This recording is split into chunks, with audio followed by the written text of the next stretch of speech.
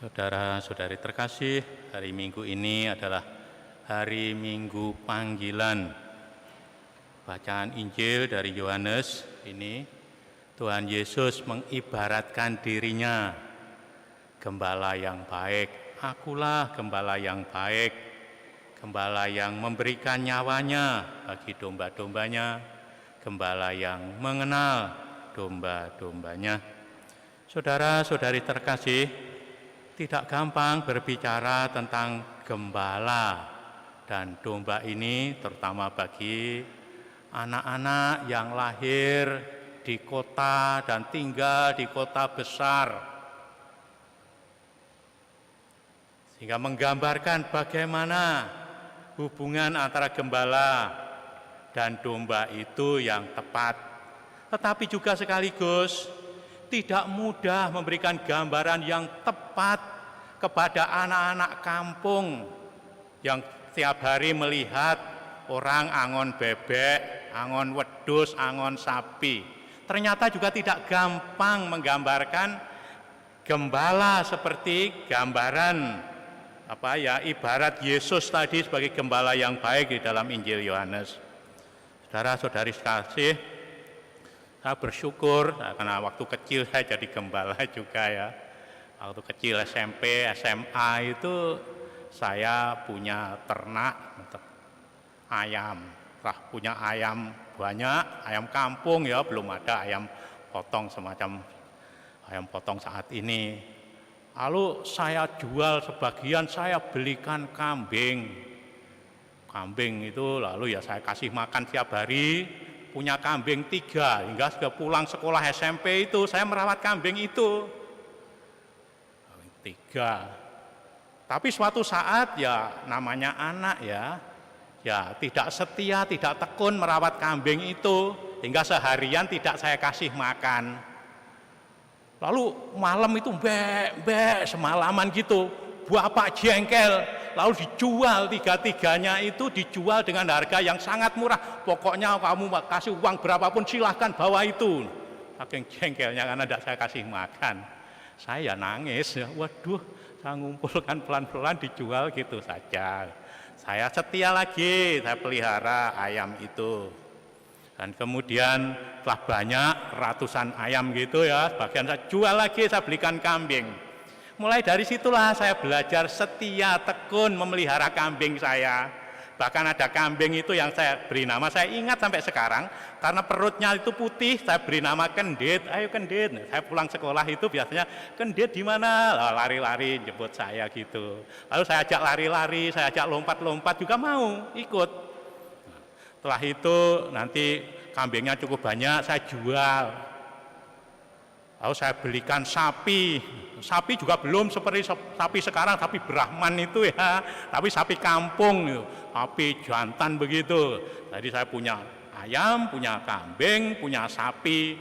Tiap pulang sekolah saya cari rumput, saya gembalakan kambing, saya gembalakan sapi. Bahkan sapi yang besar itu hampir setiap hari saya mandikan di sungai. Di sungai di Kepung itulah, yang 3 km dari rumah itu. Kadang-kadang sapi itu saya naiki, lalu nanti pulang di lahan yang luas itu saya adu. Oh, jantan itu kalau diadu rame sekali, tapi karena kenal dengan gembalanya, jadi ya juga tidak mengancam ya. Dan itulah, lalu pengalaman ini juga membantu saya, dan itu nanti bisa saya pakai untuk sekolah SMP, SMA itu cukup dari ternak saya. Lalu setelah lulus SMA saya masuk seminari, nggak ada yang ngurus, ya habis. Tapi setidaknya dari situ ada pengalaman bagaimana menggambarkan antara gembala dan domba. Saudara-saudari yang terkasih, dalam istilah gembala yang dipakai oleh Yohanes ini punya arti khusus. Punya arti yang berbeda dengan pengertian yang lain-lain. Jadi tidak semua orang yang menggembalakan kambing, menggembalakan domba, menggembalakan sapi itu disebut gembala. Kalau di kampung saya dulu pokoknya ya semua itu gembala ya. Tetapi istilah Yohanes tidak demikian. Tidak setiap orang yang menggembalakan kambing, menggembalakan sapi itu disebut gembala. Maka dalam artian khusus Yohanes menyebut gembala ini ialah orang yang punya kambing, punya domba itu sendiri dan merawatnya, mencintai domba-dombanya dan mengenalnya. Itulah yang disebut gembala.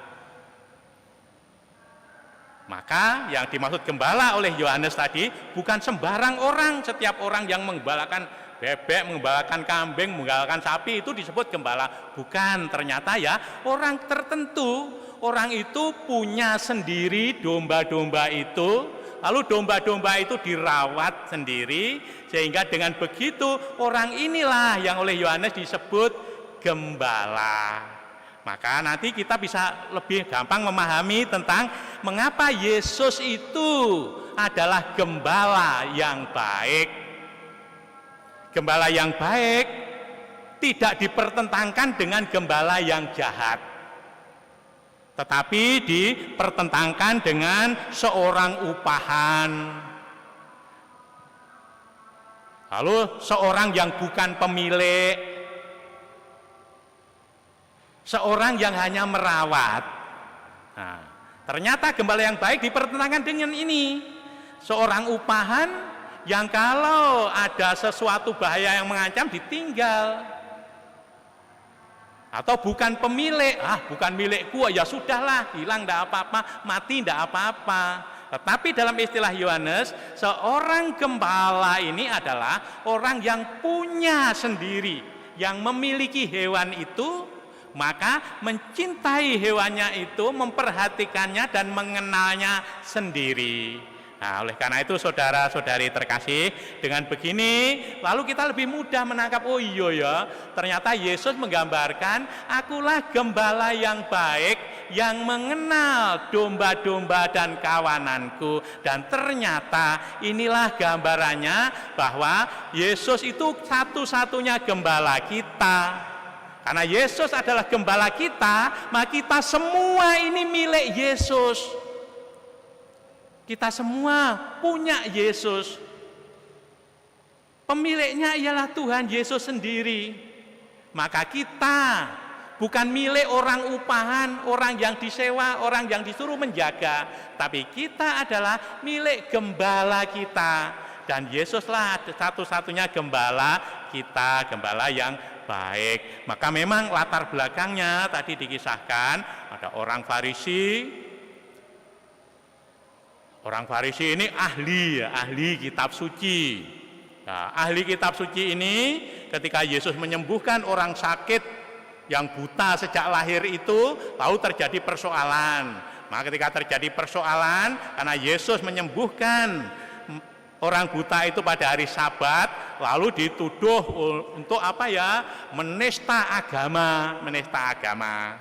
Dan Yesus mengatakan lebih penting manusia atau hari Sabat. Hari Sabat untuk manusia, hukum itu untuk membantu manusia supaya manusia hidupnya lebih baik. Bukan kok manusia dikorbankan demi hukum, menjalani hukum, tetapi hukum ini justru dipakai untuk membantu memanusiakan manusia. Maka ketika Yesus menyembuhkan orang buta itu, ternyata jadi konflik bagi orang-orang Farisi tadi. Maka dengan demikian lalu dilanjutkan kisah itu dengan Yesus adalah gembala yang baik. Nah, saudara-saudari terkasih, gambaran gembala yang baik ini memang ada latar belakangnya. Latar belakangnya memang perjanjian lama ya. Kita perjanjian lama, kitab Taurat, lalu kitab Nabi-nabi dan Mazmur. Misalnya Mazmur 23, Tuhanlah gembalaku, takkan kekurangan aku, dan seterusnya itu. Tuhan sendiri yang adalah gembala. Nanti dilanjutkan Mazmur 37, Mazmur 50, dan seterusnya itu. Bukan hanya di situ, juga termasuk di Yehezkiel. Nabi Yeskiel 34. Sana dikatakan Tuhan sendiri adalah gembala yang melindungi kita. Hanya nanti Yesus menambahkan sesuatu yang baru di sana, karena Yesus adalah gembala yang baik yang memiliki domba-domba itu, merawatnya dan mengenalnya, sehingga dengan demikian Yesus inilah satu-satunya gembala kita. Lalu digambarkan seperti aku dan Bapa adalah satu, demikianlah aku denganmu milik kepunyaanku, yaitu saya dan Anda semua milik kepunyaan Yesus, ada di dalam Yesus. Maka inilah artinya di sini ada keamanan, frater aman itu ya, kita punya frater aman. Ada keamanan, orang merasa aman dari ancaman dan segala bahaya, karena Sang Gembala sendiri yaitu Tuhan Yesus itulah yang menjaga kita. Oleh karena itu yang diminta dari kita ini soal iman kita, kepercayaan kita. Kita percaya betul-betul apapun keadaan kita, terlebih kalau kita sangat sulit, kalau kita punya iman kepada Yesus. Yesus, Engkaulah gembalaku, mengapa Engkau menelantarkan aku? Mungkin juga ada yang komplain, yang kecewa, yang sakit hati dan seterusnya. Boleh-boleh saja berdoa dan komplain pada Yesus. Engkaulah gembala yang baik, mengapa Engkau seolah-olah tidak memperhatikan aku, meninggalkan aku dan seterusnya. Dan iman kepercayaan inilah yang akhirnya menumbuhkan kehidupan kita sendiri, sehingga hidupku ini kusatukan dengan hidup gembala kita Yesus sendiri. Maka satu-satunya cantolan hidup kita ialah Tuhan Yesus adalah gembala yang baik, yang mengenal kita masing-masing dengan seluruh seluk-beluk dan persoalan kita. Hanya soalnya, sanggupkah aku semakin beriman penuh kepada Dia? Saudara-saudari yang terkasih, maka pada hari Minggu panggilan ini sekaligus kita semakin belajar beriman untuk menyerahkan diri secara total, ya pikiran kita, ya kemampuan kita, ya harta kita pasrahkan kepada Tuhan sendiri. Tuhan, pakailah ini sesuai dengan kehendak-Mu, apa yang terbaik untuk keselamatanku dan keselamatan sesamaku. Tuhan, pakailah aku juga sebagai alat-Mu. Tuhan Yesus, Sang Gembala yang baik, panggillah pemuda-pemudi sebanyak-banyaknya untuk bekerja di kebun anggur-Mu yang sekarang ini sudah siap untuk menuai begitu. Tetapi si pekerja di kebun anggur-Mu ini begitu terbatas. Oleh karena itu Tuhan Yesus, Engkaulah gembala kami yang baik, yang mengenal kami dengan seluruh kekuatan dan kelemahan kami. Inilah diri kami. Kami hanya beriman kepadamu.